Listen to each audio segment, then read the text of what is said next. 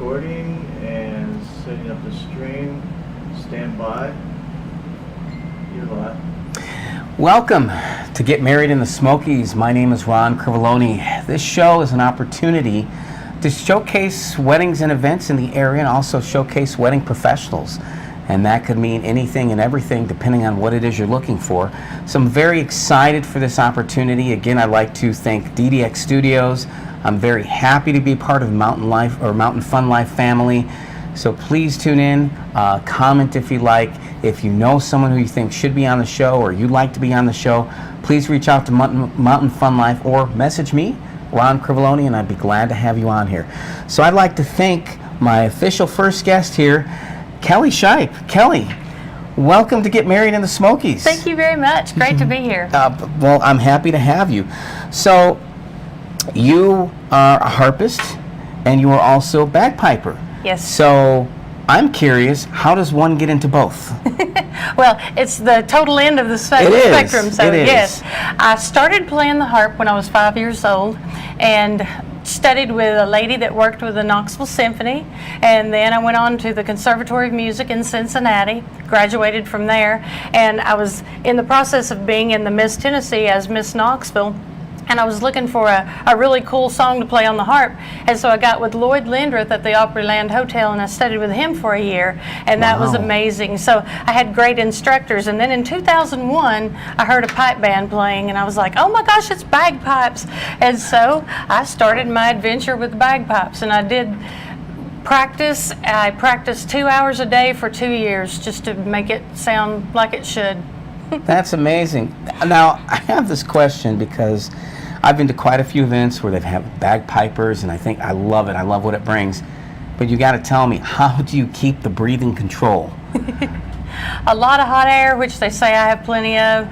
No, you have a bag. Yes. And so every time you mash that bag, you can take a big gulp of breath. Okay. And that just gives you a chance to breathe. So actually the bag is full. When you start playing, you fill the bag. Then the chanter and the drones strike in. And with that arm motion, and you'll see me doing that just kind of periodically. It's not in any beat or anything, so it kind of looks odd and people wonder about it, but that's just giving me breath. Okay, that makes sense. That makes sense. So how you got into being dedicated to learn the harp and then the bagpipe, how did that translate into getting into doing live music for ceremonies? What started that?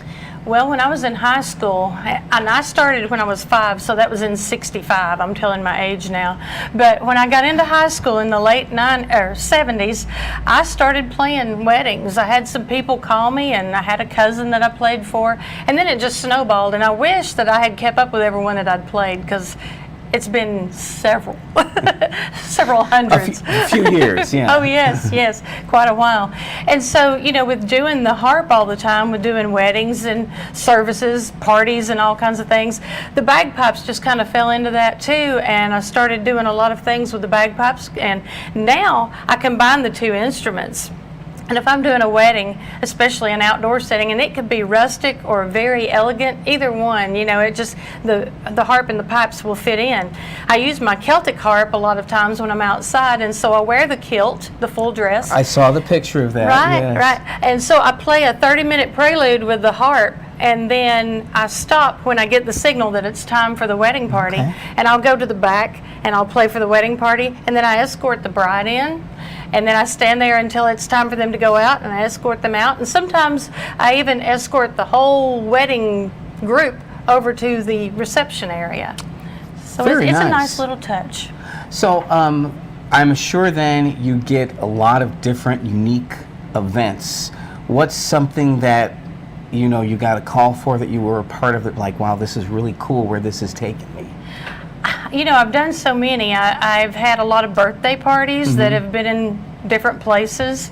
I guess the most unusual was a birthday party out in the woods with a campfire, and I've played bonfires, and yeah, it's been a good trip. It's not a boring job at all. Nothing is ever going to be the same. Exactly right. I played on a cruise ship for a while too. I played the harp. Yes, just thought I'd throw that in there. Oh, that's awesome. That was fun. How long did you do that? I did that for 7 weeks. I was teaching. And they called me and said, hey, we know you play the harp. Would you like to play on a cruise ship? And so I said yes. And I got excused from school for 22 days.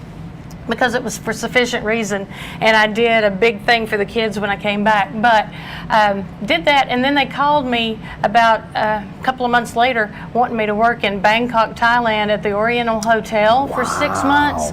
I would have had to give up my job with my teaching, so I said no to that. But I often wonder how that would have gone.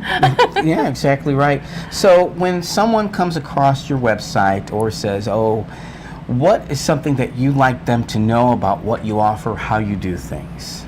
Well, I have several packages, and they can contact me. I go through everything. When I get a contact from someone, I want to meet them if it's at all possible. Sometimes it's not because they're out of town. Right. But if that's the case, then we do everything over the phone. And I want to get to know that bride. I want to know what kind of music she wants, what kind of music her fiance wants, and a lot of times the guys are involved more than they used to be now, and I'm glad to see that They just happening. don't show up and say what she said? No, they don't. They're really into it. And so, because I'm playing the harp and the bagpipes, you almost think, well, it's going to either be Scottish music or it's going to be classical. I can do anything. I can do the modern music. I do a lot of the requests lately have been that song Perfect and yes, Hallelujah. yes. And if somebody gives me a song I don't know, it's just perfect for me, because then I can learn a new one to add to my repertoire. And it gives you a chance to learn different stylings of music. And playing at Dollywood with the harp, with the bagpipes, I'm the Festival of Nation bagpiper there. And Oh. I do a lot of different tunes. I do tunes for little kids, Yeah. so I've really adapted the bagpipe to play anything. Well, that's really neat. Now, how long, I know you've said, when you got started, but as far as the events background ceremonies, how long have you been at that now? Well, I started with the harp, like I said, in the 70s, Right. in the late 70s. And I've been playing these events for years, and I think it really pays off because, for one example, I was playing a wedding one time. There was a string quartet playing, and the mothers were coming in, and the mothers were late, so they were already halfway through the song. By the time the first mother got in, they stopped. They were playing Wind Beneath My Wings, and I thought, well, I know that tune. So I just started playing, because the other mother was walking in silence, and I just couldn't see that happening. So I do things like that a lot. And a lot of these outdoor weddings, Cousin Mildred's not here yet. We're going to have to do something. Right, So I just right. keep playing. Nothing shocks me. Nothing throws me off. I just keep going so that everybody doesn't know that there's a problem. That true professional. That's really good. That's really good. So I guess I look at this and go, okay, that makes you very versed, being able to go from one instrument to another. Has there ever been a confusion in you where you're like going to play the bagpipe and you're like, wait, no, that's for the harp? Have you ever reversed that somehow? No, I always have to really concentrate and think, okay, now what is this? And I have everything in my phone. So I go through and make sure I know all the songs that I'm supposed to be playing. I've got all my music with me. Of course, the bagpipes is all in my head. Clear out those cobwebs so I can play all the right tunes. But yeah, I guess because they're so different, I don't really get them too confused. And do you ever get like a situation where you get stuck because there are so many songs in your head where you're like, okay, on the fly, what do I play next? I have started playing a tune and just play through the whole thing, and it'd be great. And then when I finish, I'm thinking, what was the name of that? I don't even know, but it was pretty. Yeah, I could see that going through. So how many events do you average a year then? Oh, well, that's a good question. I think I do, well, probably about 3 or 4 a month. Okay. And with the bagpipes, it's a different story because I'm doing more different venues, and I average playing the bagpipe about 2 to 3 times a week. Oh, wow. So I stay very busy. And, when people know that they want me for an event, then Sure. they need to contact me because I do book up, and I have things scheduled this year. I have a few weddings, like one's in Greenville, one's in North Carolina. So I've got quite a bit going on. That's excellent. So do me a favor and give them your contact information, please. Okay. I'm Kelly Shipe, S-H-I-P-E. I'm in Knoxville, and you can call me, my phone number, or you can text 865-591-0160. And my website, if you want to look, I have pictures on there in the gallery. I have a contact form, but it'd probably be better just to text me if you are interested, and I can send out a price list. And that website is kellyshipe.com. And you pretty much go everywhere. You don't say no to... Have harp and pipes will travel. I love that. I love that. That is very good. Well, Kelly, I so appreciate you being on this show. Well, thank you. Thank you for so having much. me. Yeah, you're I very appreciate welcome. this. And all of us, I think all the people I'm speaking for, we so appreciate you doing this type thing. It's wonderful. Well, you know, it's a thing of... We live in a beautiful area. I mean, look at the backdrop. You've got Knoxville, you've got East Tennessee here. Of course, being in the backdrop here, the Smoky Mountains, which is the most visited national park. What a great area for weddings and events. Oh, I know. It's and wonderful. to be able to showcase professionals, be a part of something, it's a win-win situation. So I thank you for being a part of this. If you're looking for live music, if you're looking for something different, something unique, please give Kelly a call. She's a harpist. She's a bagpiper.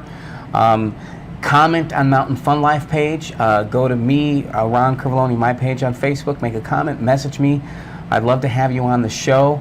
Again, Kelly, thank you so much for being a part of this. Thank you. And we look forward to hopefully seeing you around and about. Great. So thank you for tuning in here. DDX Studios here in Pigeon Forge. Get Married in the Smokies. My name is Ron Crivoloni. A big thank you to Kelly Shipe for being here today, and we'll catch you again soon. Thank you so much.